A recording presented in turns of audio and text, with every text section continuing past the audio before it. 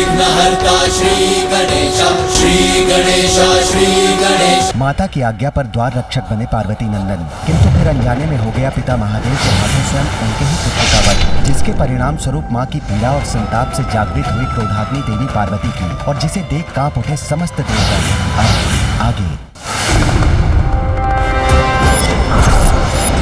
महादेव, देवी पार्वती का उग्र होना संसार के लिए उचित नहीं है, उन्हें रोकिए। यदि वो महादेव के कहे को अनसुना कर दे तो आप ही उन्हें समझाइए प्रिय। अब समझने की आवश्यकता देवताओं को है स्वामी, जिनकी दृष्टि में पार्वती पुत्र का कोई महत्व नहीं था। इस संहार लीला में मैं भी देवी पार्वती के साथ हूँ।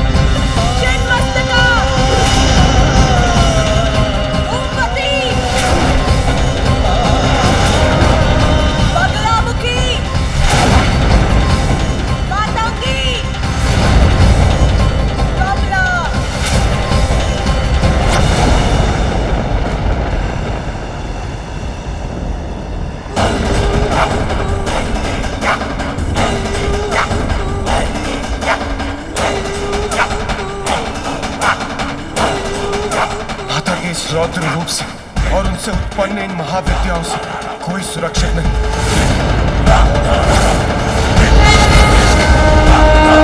मैं केवल कैलाश ही नहीं, समस्त ब्रह्मांड में जहाँ जहाँ भी देव है उनका भी नाश कर दूंगी।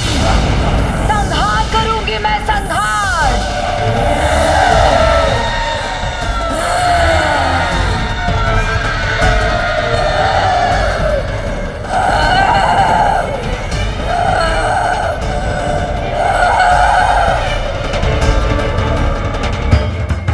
योगिनियां भी माता की देह से उत्पन्न होकर हम पर ही वार करने वाले हैं।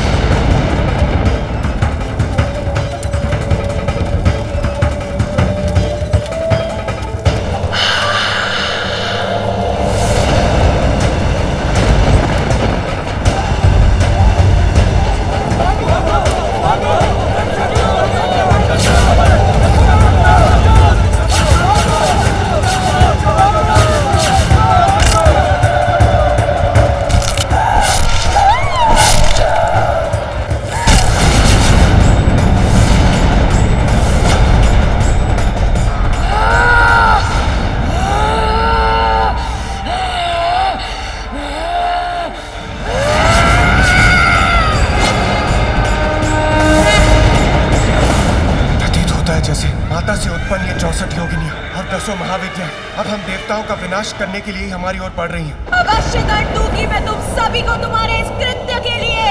मेरा भीषणकारी क्रोध सभी देवताओं का अस्तित्व मिटा देगा। मेरी क्रोधाग्नि भस्म कर देगी तुम्हें। कोई शेष नहीं रहेगा। सबका संहार करूंगी मैं।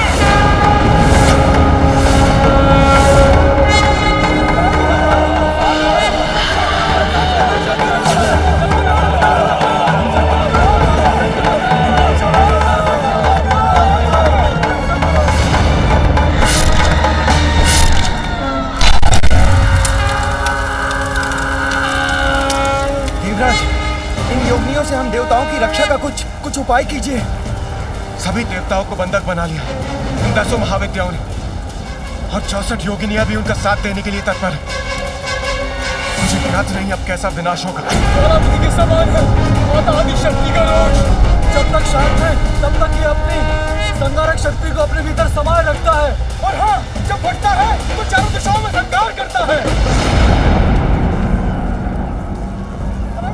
कहाँ जाने का प्रयास कर रहे थे?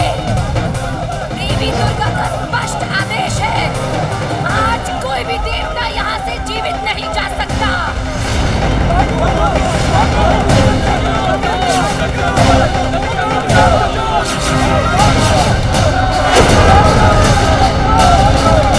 इस प्रकार तो देवी पार्वती सबका संहार करेंगी। सर्वत्र विनाश होगा, नष्ट हो जाएगी सृष्टि।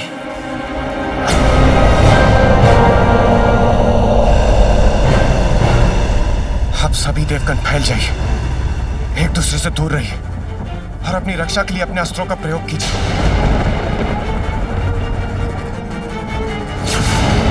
देवगण बचाइए अपने आप को, रक्षित कीजिए स्वयं को।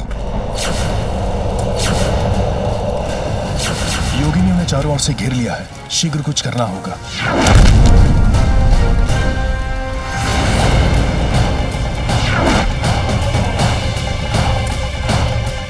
आश्चर्य, मेरे प्रहार का इन पर कोई प्रभाव नहीं हो रहा।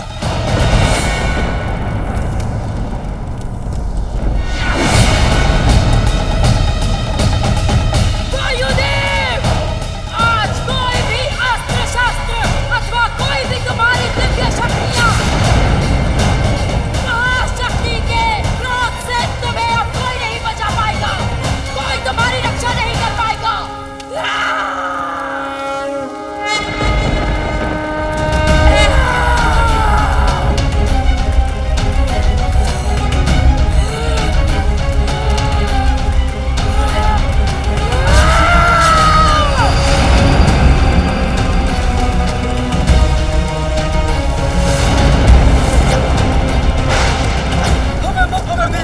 हमें मार दीजिए, छोड़ दीजिए हमें।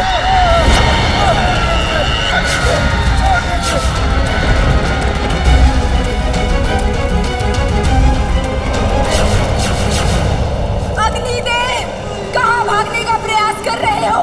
रुको और अपना दंड स्वीकार करो। मुझे पकड़ने की चेष्टा मत कीजिए।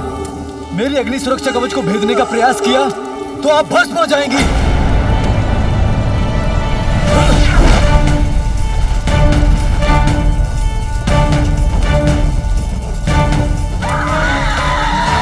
ये किसकी गर्जना है?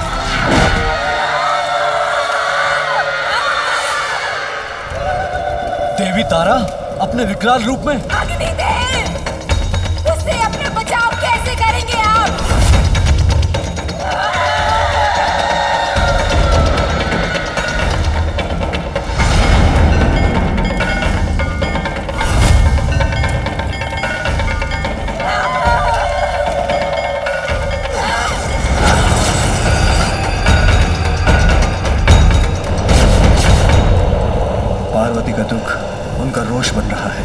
किंतु अभी उन्हें रोकना संभव नहीं।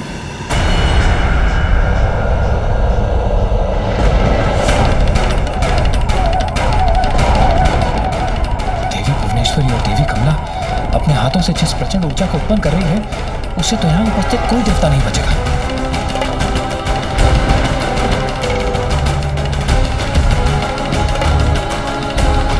यदि मैं जल में परिवर्तित हो जाऊं तो इन महाविद्याओं की ऊर्जा को सहज ही भेज सकूंगा। जल रूप में कोई मुझे कैसे भस्म कर सकता है?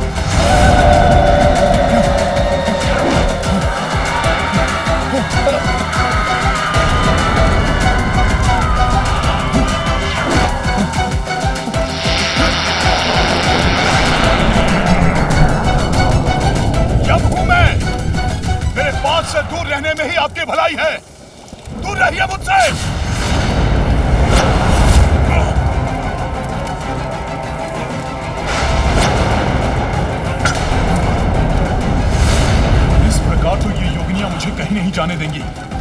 देवी धूमवती वृद्धा होने के कारण दुर्बल प्रतीत होती है।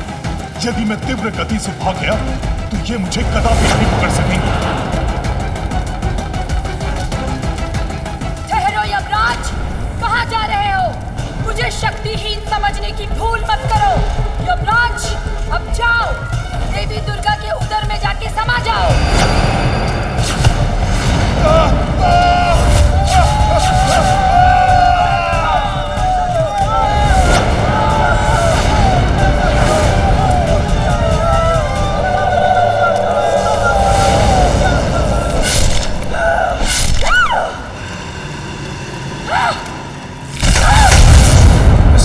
समस्त देवताओं का विनाश हो जाएगा और मैं देवराज होते हुए ये नहीं देख सकता।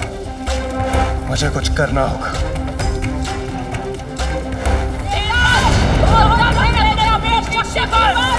आज देवताओं के साथ हमारा अहंकार भी मिट जाएगा।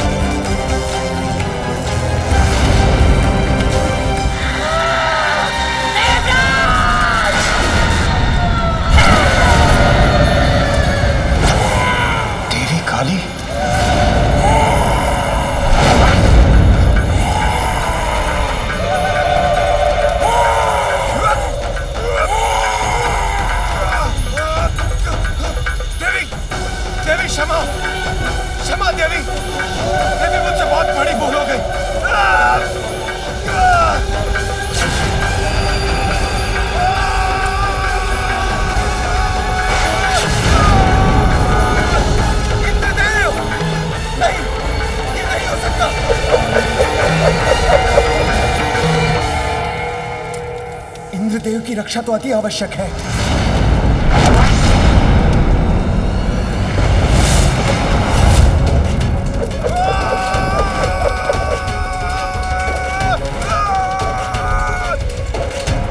इंद्रदेव की रक्षा से पूर्व तुम अपनी रक्षा का विचार करो सूर्यदेव।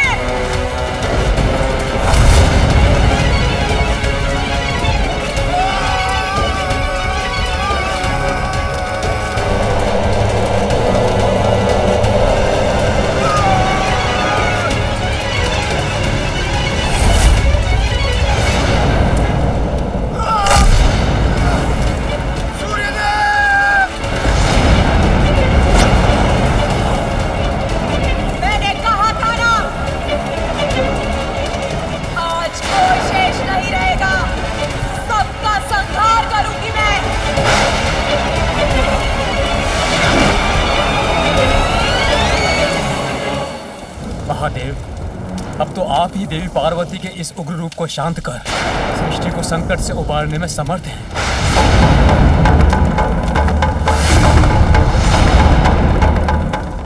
महादेव शीघ्र कुछ कीजिए, अन्यथा देवी पार्वती सर्वत्र प्रलय की स्थिति उत्पन्न कर देंगी। मैं तो प्रतीक्षा ही कर रहा था कि देवी पार्वती के भीतर का रोष बाहर आ जाएगा तो वो स्वतः शांत हो जाएंगी, किंतु उसके विपरीत उनका रोष तो बढ़ता ही जा रहा है। उनकी इस विनाश लीला को शांत कर उन्हें रोकना ही होगा। मेरे पुत्र का वध त्रिशूल से किया था ना आपने?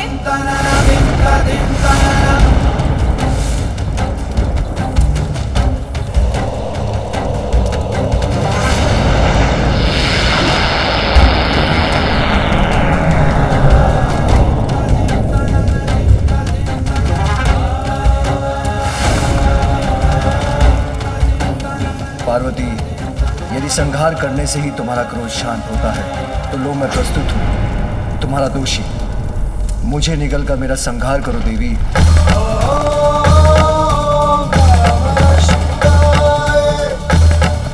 नहीं, ये कैसे कर सकती हूँ मैं?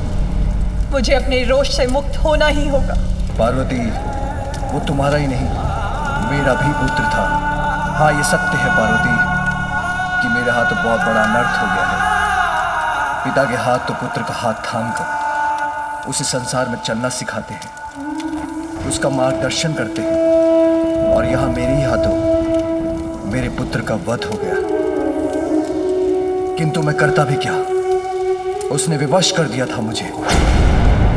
उमा, मैंने तो पहचाना उसे, किंतु वास्तविकता तो यह है कि अविद्या के कारण वो मुझे, अपने पिता को नहीं पहचान सका, नहीं जान सका कि 84 लाख योनियों के समस्त जीवों का पिता मैं ही हूं। सबके भीतर और बाहर सर्वत्र विराजमान हूं। अज्ञानतावश कुछ भी समझाने का अवसर नहीं दिया उसने।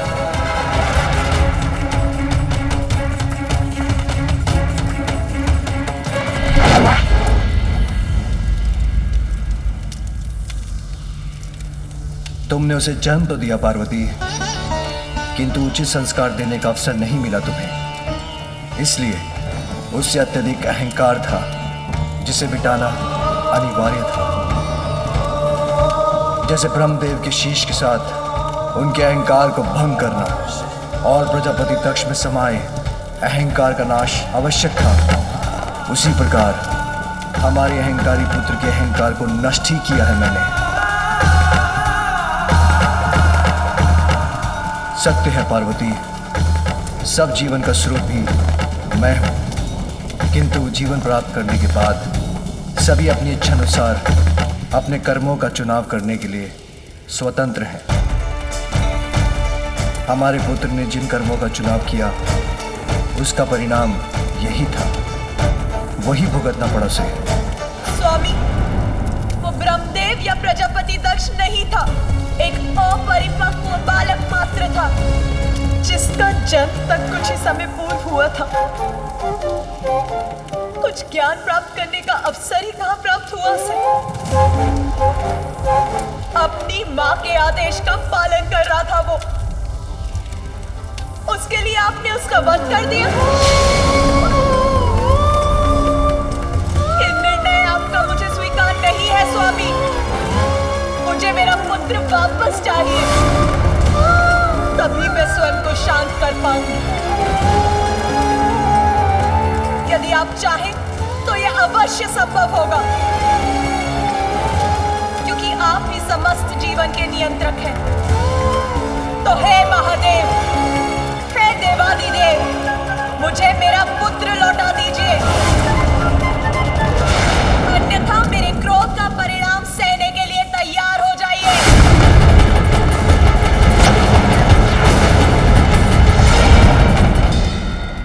मुझे मेरा पुत्र लौटा दीजिए,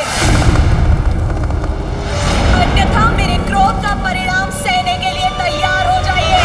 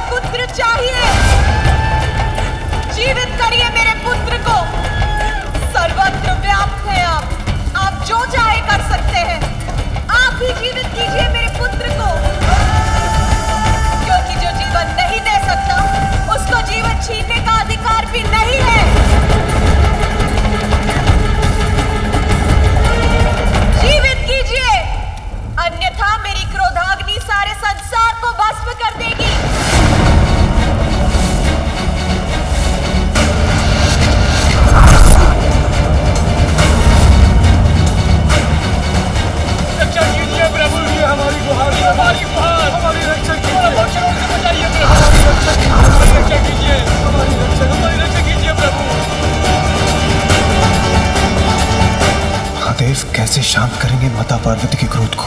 कहीं कहीं इस बार मैं उनका लक्ष्य न बन जाऊं। शांत हो जाओ देवी पार्वती, तुम्हें तुम्हारा पुत्र अवश्य प्राप्त होगा।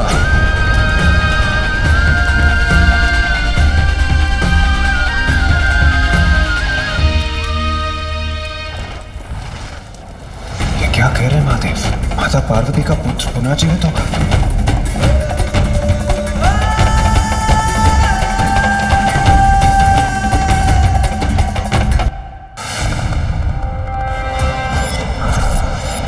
महादेव, देवी पार्वती का उग्र होना संसार के लिए उचित नहीं है। उन्हें रोकिए। यदि वो महादेव के कहे को अनसुना कर दें तो आप ही उन्हें समझाइए प्रिय। अब समझने की आवश्यकता देवताओं को है स्वामी, जिनकी दृष्टि में पार्वती पुत्र का कोई महत्व नहीं था। इस संहार लीला में मैं भी देवी पार्वती के साथ हूँ।